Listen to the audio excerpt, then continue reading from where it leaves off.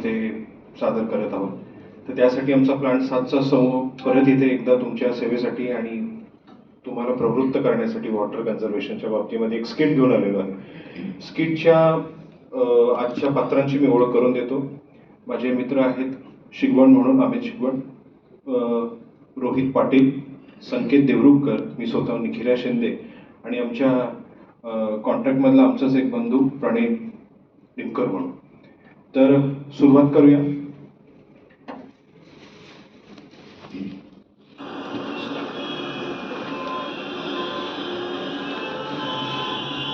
नमस्कार मंडळी.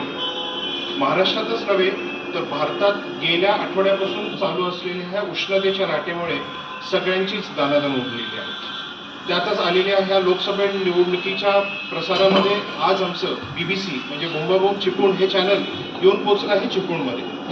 गेल्या वर्षीच्या असलेल्या अल निनोचा प्रभाव, त्याच्यातच पडलेला कमी पाऊस, महाराष्ट्रातील अनेक तलावांची व धरणांची कमी होत चाललेली पाण्याची पातळी, त्याच्यामुळे नागरिक त्रस्त झालेले आहेत. आज आपण चिपळूणच्या लोकसभेचं नामांकन आलं हे कव्हरेज करण्यासाठी आम्ही चिपळूणमध्ये आलो होतो. तेव्हाच आम्हाला कळलं की तहसीलदार कार्यालयावर इथल्या पंचकृषीतल्या काही लोकांनी मोर्चा घेतलेला आहे.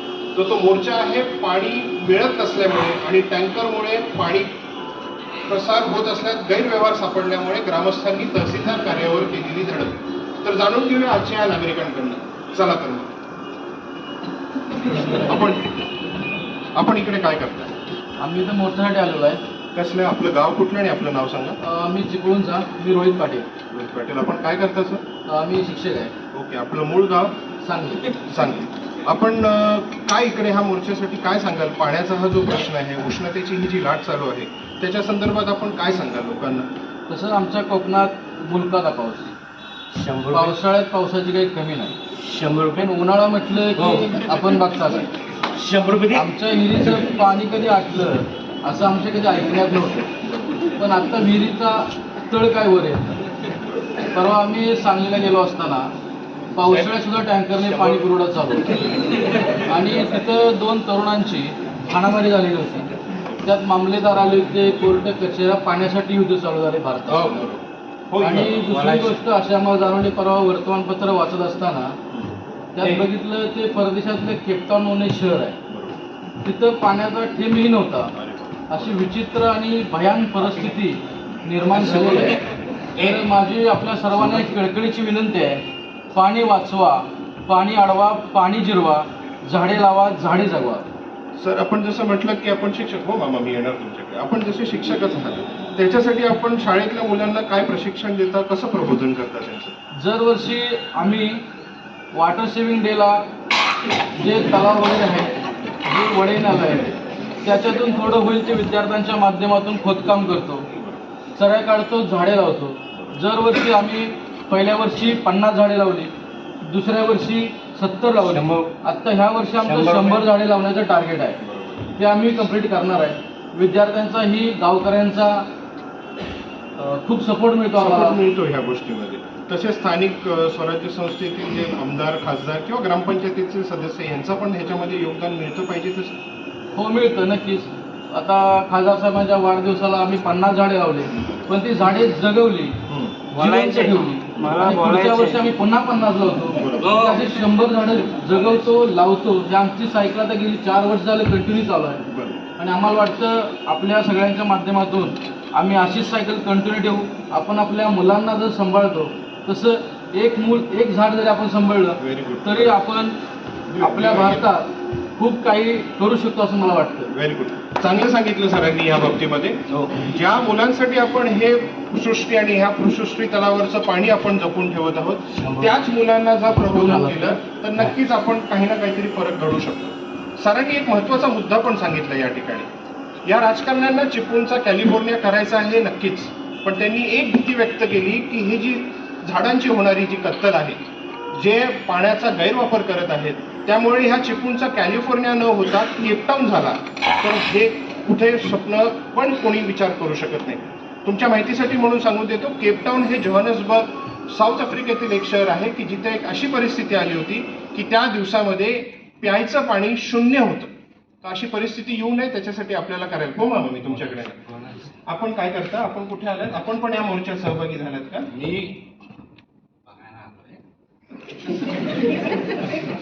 मला बोला बोला, सगळे ऐकतात सर.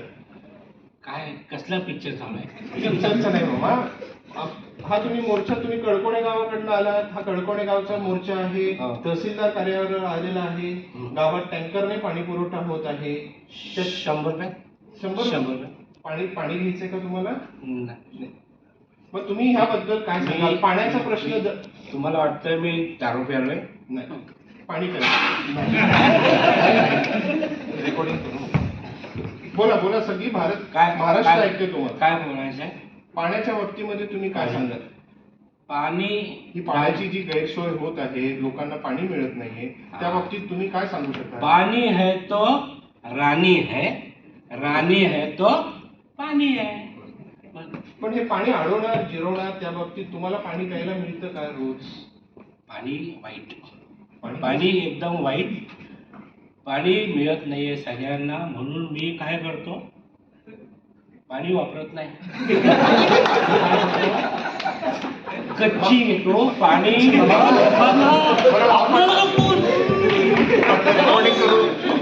तुम्ही बाबा पाणी लोकांना, त्याला पाणी द्या, त्याला पाणी द्या. तरुणांना तुम्ही काय सांगाल पाण्याच्या संदर्भामध्ये? तरुणांना एक आव्हान, इथं बसल्या सगळ्यांना आव्हान आहे, तुम्ही दारू पिऊ नका, दारू सोडा. म्हणजे दारू सोड्यासोबत घ्या, पण दारू पिऊ नका. सगळ्यांनी दारू पिणं फार वाईट मला आहे. सगळ्या ह्या तळीराम काकांचं आपण म्हणणं मान्य दारू करून घेऊ. पिणं फार वाईट आहे. दारू सोडा, बियर पिया.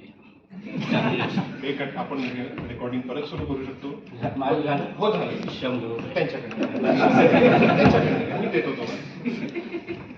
आपण हसलो जरी असलं तरी तळीराम काकांच्या म्हणण्यामध्ये एक नक्कीच आहे की पाणी हे त्यांनाही मिळत नसलं, त्यांची संध्याकाळची सोय भागवण्यासाठी तरी आपल्या तरुण पिढीला हे पाणी मिळावं, त्याच्यासाठी आज आपणच ह्याच्यामध्ये हातभार लावला पाहिजे. चला तर मग आणखीन जाणून घेऊया ह्या गर्दीमध्ये असलेल्या लोकांकडनं की त्यांच्या सरकारकडनं काय अपेक्षा आहेत आणि ते काय करत आहेत. आपलं नाव सांगा. आदित्य शिवण. बरोबर. आपण काय करता? मी गर्डा कंपनीमध्ये ऑफिसरच्या पोस्टवर आहे. मग आज इथे कामाच्या ठिकाणी नाही?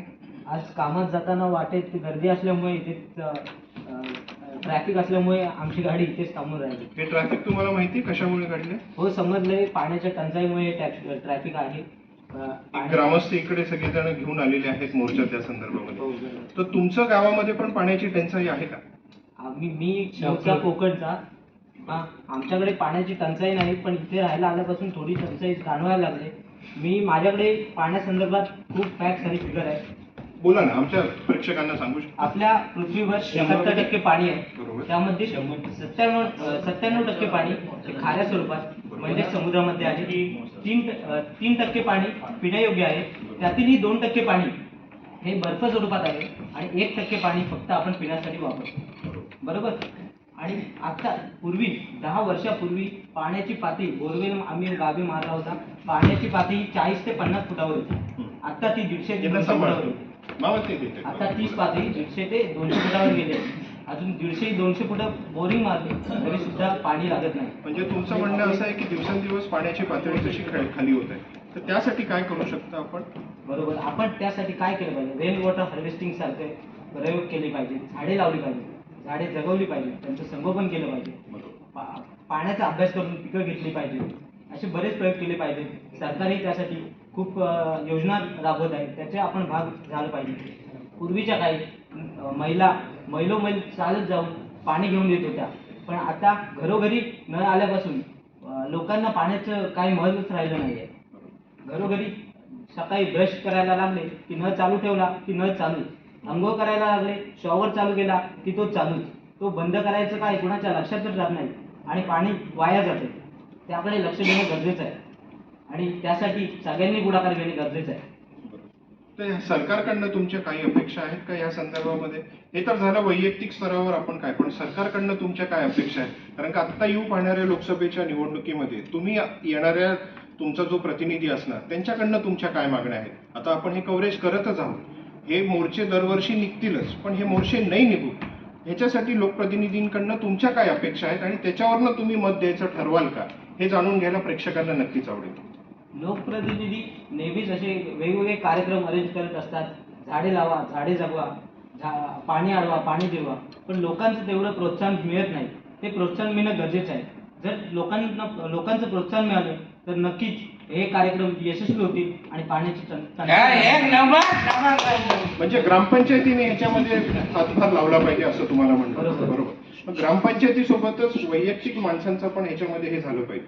तसंच मंडळी, आठवत असेल तर वॉटर कप भारत सरकारने काही वर्षापूर्वी, किंबहुना महाराष्ट्र सरकारने काही वर्षापूर्वी आमिर खान हे जे बॉलिवूडचे जगविख्यात जसे नट आहेत त्यांच्या मदतीने वॉटर कप ही संकल्पना राबवली होती. मराठवाडा आणि इतर जसे पाणी टंचाई जिथे ज्या ठिकाणी आहे तिथे पर्क्युलेशन पिट्स म्हणा किंवा त्या ठिकाणी बंधारे घेऊन पाण्याची पातळी वाढेल. तर ह्या संदर्भात आपण जाणून घेतलं की महाराष्ट्रामधल्याच नव्हे तर ह्या कोकणात असलेल्या ह्या लोकांच्या सरकारकडनं काय अपेक्षा आहेत. येऊ पाहणाऱ्या लोकसभेच्या निवडणुकीमध्ये हे जे लोकप्रतिनिधी येणार आहेत त्यांनाही मतं मिळवण्यासाठी, लोकांच्या भवितव्यासाठी आणि आपल्या भारताच्या भवितव्यासाठी पाण्याचं संगोपन करून कशा रीतीने ते ह्या सुजलाम सुफलाम कोकण भूमीला पुढे नेऊ शकतात. तर अजून बोला, तुम्हाला आणखीन काय बोलायचं आहे का? देणार, पण तुम्ही पाण्याच्या बाबतीमध्ये आणखीन काही लोकांना सांगू शकता का? आणि सर, तुम्ही मगाशी म्हटलं की पाण्याच्या संदर्भात मुलांना आपण जनजागृती करतो, तर मुलांचा ह्याच्यामध्ये कसा सहभाग आहे? मुलांना आम्ही लहानपणापासूनच पाणी वाचवायचं कसं आणि हे सेव्ह कसं करायचं, पुढचा पावसाळा येऊपर्यंत आपल्याला पाणी आपण उन्हाळ्यात उपयोगासाठी किती साठवायला लागतं आपल्याला, त्यासाठी आपण उपाययोजना काय करायचं, ह्यासाठी आम्ही दरवर्षी तलाव खोदण्याचं काम करतोच आहे. ते आहे तेवढी पाणी पातळी ठेवायची. 2-3 वर्षाचा आपला रिझर्व्ह कोटा आहे तो कसा मेंटेन करायचा, त्यासाठी आम्ही शाळेतूनच प्रशिक्षण देतोय. धन्यवाद. ओके. बघलं तर मंडळी, आपण चिपळूणमधून बघितलं की लोकांच्या अपेक्षा काय आहेत, पाण्याचा प्रश्न कसा जटिल होत आहे. वैयक्तिक जबाबदाऱ्या तर आहेतच, पण त्यासोबत आपण आपल्या वाडीमध्ये, आपल्या घरामध्ये पर्क्युलेशन फिट करू शकतो, वॉटर रियूज करू शकतो आणि हे जे पृथ्वी तलावर असलेलं मोलाचा जो पाण्याचा खजिना आहे त्याचं जतन करू शकतो. धन्यवाद. कॅमेरामॅनसह प्रणव निमकर सह मी निखिरा शिंदे, बोंबाबोंब चिपळूण. धन्यवाद.